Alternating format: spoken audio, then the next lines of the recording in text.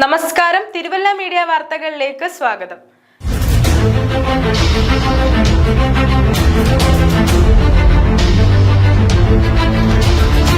കവിയൂർ മഹാദേവ ക്ഷേത്രത്തിലെ ഉത്സവത്തോടനുബന്ധിച്ചുള്ള ആറാട്ട് നാളെ നടക്കും. ആറാട്ട് നടക്കുന്ന പാറപ്പുറ ആറാട്ടുകടവ് ഇത്തവണ പഞ്ചായത്തിന്റെ നേതൃത്വത്തിൽ നവീകരിച്ച ആറാട്ടുകടവിന്റെ സമർപ്പണം നാളെ വൈകിട്ട് 5:30 panchayat deputy director P Rajesh Kumar നിർവഹിക്കും. പഞ്ചായത്ത് പ്രസിഡന്റ് MD ദിനേശ് കുമാർ അധ്യക്ഷത വഹിക്കും. ക്ഷേത്രം തന്ത്രി രാകേഷ് നാരായണൻ ഭട്ടതിരിപ്പാട് ഭദ്രദീപം തെളിയിക്കും. മണിമലയാറ്റിലെ ഞാലിക്കണ്ടത്തെ പാറപ്പുറ കടവിലാണ് നൂറ്റാണ്ടുകളായി മഹാദേവന്റെ ആറാട്ട് നടക്കുന്നത്.